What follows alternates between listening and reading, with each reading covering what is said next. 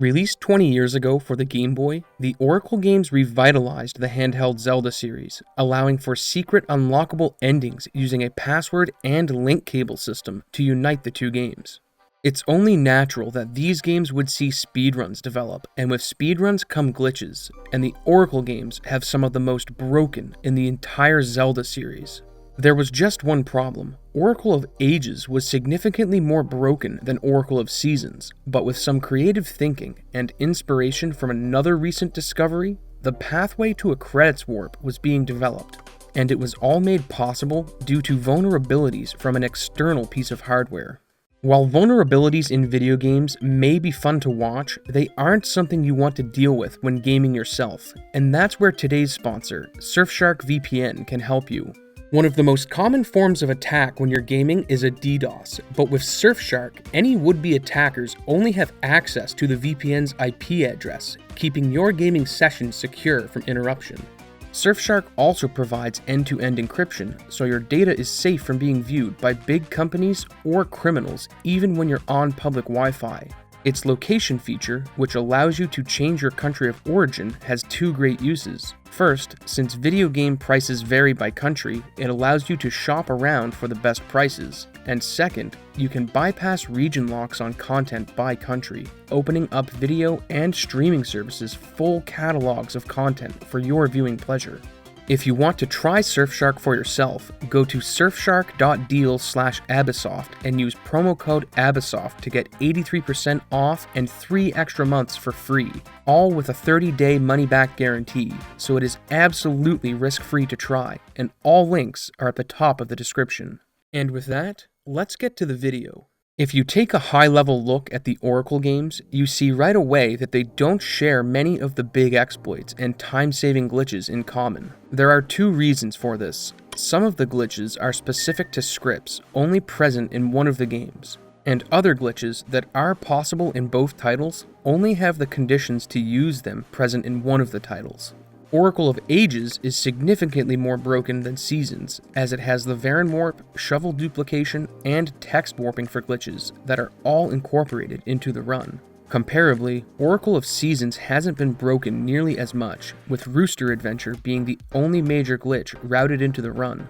We're going to spend some time looking at the existent glitches in the games, as it will help give a better understanding of what's to come. And up first is shovel duplication. Shovel duplication involves the Tokay Trader, a shopkeeper that has 2 of Link's items in his possession. Unlike normal shops in the game, you can't buy these items with rupees. Instead, you can barter with mystical seeds or by trading your shovel. When you purchase something here, the game tries to give it to you as a held item, but if you're already holding something, it places the item it's giving you on the floor. If you're quick enough, you can pull out a bomb in a tight 1-frame window, at which point the shopkeeper decides to start giving out shovels. The code that handles the Tokay guy's trading sequence assumes that one of you will have a shovel, but when the check is done, you're holding an item instead.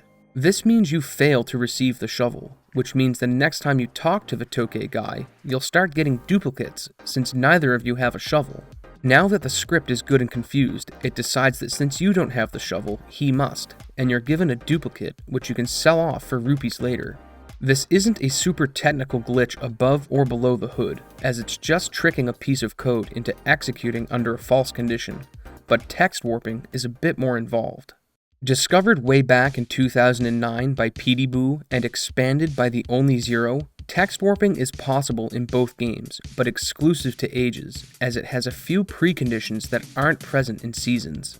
To pull off a text warp, you need an indoor screen transition and a delayed text box, with Oracle of Ages offering a few places where these are present.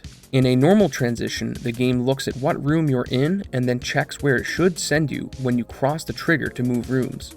But if a text box tries to appear while this is being executed, the process breaks down. The game tries to send you somewhere, but due to the interference from the text box trying to trigger, it moves you to the next location on the game's internal map, which doesn't share a one-to-one layout with the map the player sees when they bring it up. In Ages, there are 2 applications of the text warp, one that helps the player get Pegasus seeds early so they can skip Dungeon 2, and another that lets you do some really bizarre stuff, but more on that in just a bit. Next up is the Varen warp, and like the text warp, it's possible due to another exploit with the map. If you select a tile that's out of bounds while on the map from the past, you may see some invalid text. And this is because some special tiles have an additional property because they have changing text values. There are only 5 special tiles defined in the game's code, but due to how they're stored, there are a few unused values. This leaves room for speedrunners to manipulate the unused values to their advantage. It's quite technical, but here's an overview. At a high level, the game starts writing code to areas of memory that it shouldn't be able to, and with some inputs from the player, they're able to control some of what is going on. This can lead to the game spawning the object that warps you to Varen, the final boss, but there are other cases where the game will crash, so you need to be careful. Those are the big glitches for Oracle of Ages, and they get progressively more technical as you go down the list. Seasons only has one big exploit, Rooster Adventure, and while it's not as technical as Varen Warp, it is quite involved, so let's have a look. Roosters are an object that don't persist from screen to screen. What this means is that if you leave a screen a rooster is on, it doesn't follow you through the transition, unless you can trick the game. By using a Gale Seed to initiate a warp and pausing on the same frame the seed is used, you can pick up the rooster, which sets it as an object that will persist between screens. If you leave the screen, the rooster will follow you, and returning to the previous screen, you'll see 2 roosters, as a new rooster is spawned on the first screen. You're probably wondering what this achieves, and while you may be thinking they'll attack Link in classic Zelda fashion, their true purpose is far more useful. Using different screens and various setups, it's possible to spawn 11 roosters with persistence, which fills up the game's memory. And if you try to enter Onyx Tower with your feathered companions, it allows you to skip the cutscene that normally plays. Since the game's memory is full of roosters, it doesn't have the RAM required to play the cutscene, allowing the player to walk into the tower without having to view it. For large exploits, that's all that Seasons has to offer, but I want to go back to Ages for just a second to look at the Varen Warp again, because we have some unfinished business with the empty screen. Remember how I said we could manipulate things on this screen and that it could crash? This is because you're actually editing values in the game's RAM, which is precisely what is required for an ace warp. With further investigation into this screen, a glitch hunter named SBD was able to find a series of inputs that would have you skip the Varen fight and warp to the end of the game, saving just under 6 minutes. This caused a mad rush of records for Oracle of Ages, with several being set in less than a month. Seasons would sit on the sideline, being relatively unchanged since the discovery of Rooster Adventure. But there was a revolution about to happen in glitch hunting that no one saw coming. In Paper Mario, they were close to getting an ace credits warp, and in February, they were able to pull it off with the help of TAS. It didn't look like this would be possible without the tool assistance, but Mr. Cheese suggested they try something a bit different. If you pull a cartridge out of a console without turning the power off, the RAM that has been altered will remain for a short time before it decays. With this knowledge, the Paper Mario team were able to use Ocarina of Time to set up the values they needed in RAM, then swap cartridges to Paper Mario and execute their credits warp. This type of glitch came to be known as Stop and Swap, after the abandoned mechanic from Banjo-Kazooie. If you're interested in the story in the Paper Mario version, I've made a video on the topic, and I'll link it here. Drenn would see the video of the successful Stop and Swap, and this got him thinking. Could the link cable be used to generate new glitches in the Oracle games? So what does the link cable do exactly between Oracle of Ages and Oracle of Seasons? Originally, the games were planned as a trilogy, but due to development time, the third title was scratched, and a password and link cable system was created instead. Once you complete either game, if you use the link cable, you're able to start a linked game that unlocks new content and an expanded narrative that ties in Ganon. The content that's unlocked isn't what is of interest in this case. For our purposes, we're more concerned with creating a payload in Ages that we can transfer with the cable to execute a credits warp in Seasons. When you link games, the one that has been beaten will attempt to send a file header to create the linked file on the other game that has 4 main properties: Link's name, the child's name, an animal companion, and some special file data. Of the different information being passed through the cable, there are 3 values that we are concerned with, 2 of which are contained in the file properties, and the animal companion, so let's have a look at them. The file properties contain two values of interest, the linked game and heroes game settings, which are stored in what are known as booleans.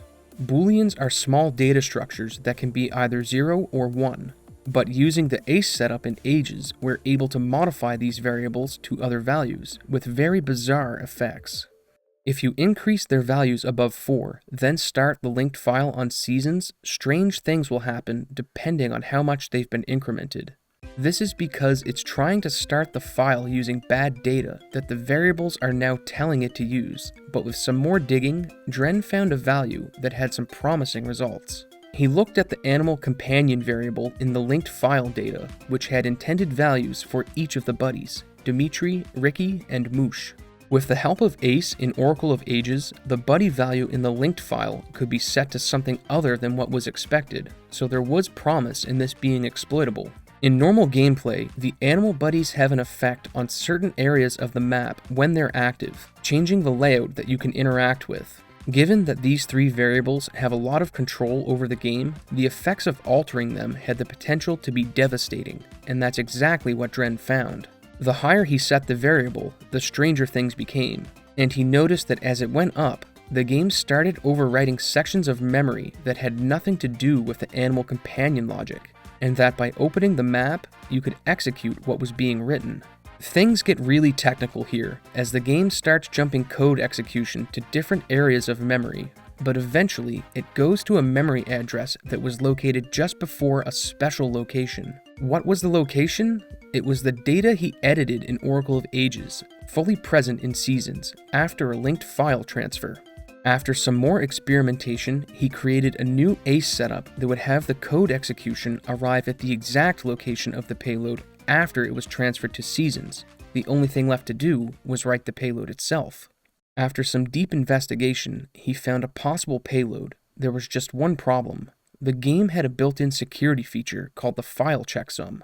By taking the sum of certain values in the file data, it determines if the file is legit or not, and if the value came back bogus, it would fix the file and ruin the payload. Luckily for Drenn, the checksum was a simple algorithm, and by writing the payload within the known constraints, he was able to create something that, in theory, would perform a credits warp when you started the file on Oracle of Seasons after linking it with the cable. Here's what the breakdown of the full process looks like. You want to play through Ages until you can reach the bug screen, where it's possible to perform an ACE exploit. This involves getting the game to execute the child's name and Link's name as code, and then renaming the child to repeat the process. Once complete, you need to reset the game without saving, or everything you just set up would be overwritten by another area of RAM. If you did everything correctly, when you get back to the file screen, you'll see a file with characters that you can't enter normally in the name slot. If you then link an Oracle of Seasons file with this, you have one action to take to execute the payload, opening the map, and voila, you'll be warped to the credits. This actually isn't technically an ACE glitch, as the code isn't being written in the game that is executing it. Instead, this is known as a remote code execution, since everything is done external to the software being manipulated. It's likely that when the Oracle games were being created, the dev team never thought to add much security around the link cable feature, as who would have thought that it would be used to completely break the game.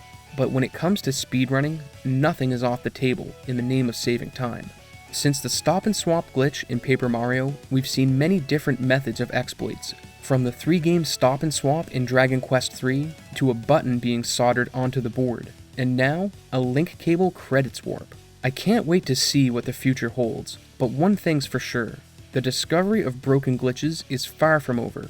Thanks for watching, and I'll see you in the next video.